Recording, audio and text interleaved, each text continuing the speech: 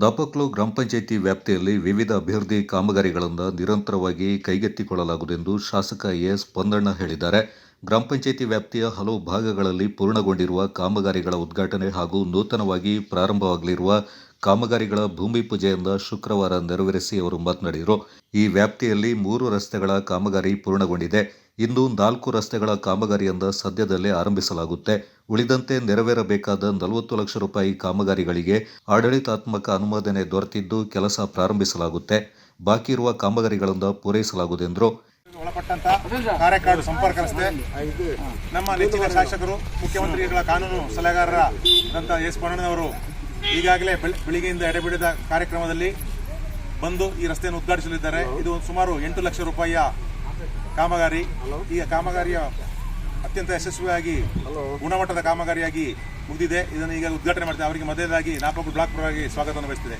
ಅದೇ ರೀತಿ ನಾಪಕ್ಲು ಬ್ಲಾಕ್ ಅಧ್ಯಕ್ಷರಾದಂತಹ ಕುಶಾಲಪ್ಪನವರಿಗೂ, ಗ್ರಾಮ ಪಂಚಾಯಿತಿ ಅಧ್ಯಕ್ಷರಾದ ವನಜಕ್ಷಿ ರೇಣುಕೇಶ್ವರಿಗೂ, ಮಾಜಿ ಉಪಾಧ್ಯಕ್ಷ ಹಾಲಿ ಸದಸ್ಯರಾದ ಕೊಲ್ಲೆಟರ್ ಹೇಮಾವತಿ ಅರುಣ್ಬೇವರಿಗೂ, ಪಕ್ಕದ ಪಂಚಾಯಿತಿಯ ಮಾಜಿ ಅಧ್ಯಕ್ಷರು, ಹಾಲಿ ಸದಸ್ಯರು, ಎಲ್ಲ ಗೌರವಾನ್ವಿತ ಗ್ಯಾರಂಟಿ ಸಮಿತಿಯ ಗೌರವ ಸದಸ್ಯರು, ಎಲ್ಲ ಮುಂಚೂಣಿ ನಾಯಕರುಗಳಿಗೂ ಸ್ವಾಗತವನ್ನು ಬಯಸ್ತಾ ಈಗಾಗಲೇ ನಮ್ಮ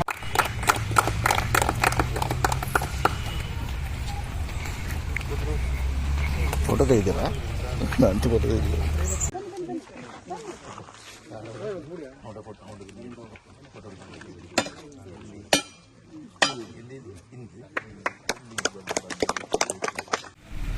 ಇವತ್ತು ನಾಪೋಕಲ ಗ್ರಾಮ ಪಂಚಾಯಿತಿ ವ್ಯಾಪ್ತಿಯ ಹಲವಾರು ಭಾಗದಲ್ಲಿ ಪೂರ್ಣಗೊಂಡಿರುವಂಥ ಕಾಮಗಾರಿಗಳ ಉದ್ಘಾಟನಾ ಕಾರ್ಯಕ್ರಮ ಹಾಗೂ ನೂತನವಾಗಿ ಪ್ರಾರಂಭವಾಗುವಂಥದ್ದು ಗುದ್ದಲಿ ಪೂಜೆ ಕೂಡ ನೆರವೇರಿಸುವಂಥ ಕೆಲಸವನ್ನು ನಾವೆಲ್ಲ ಕೂಡ ಸೇರಿ ನಡೆಸಿದ್ದೇವೆ. ರಸ್ತೆಗಳು ಇವತ್ತು 3 ರಸ್ತೆಗಳು ಪೂರ್ಣಗೊಂಡಿವೆ. ಇನ್ನು ಒಂದು 4 ರಸ್ತೆಗಳ ಕಾಮಗಾರಿ ಪ್ರಾರಂಭ ಆಗಲಿದೆ.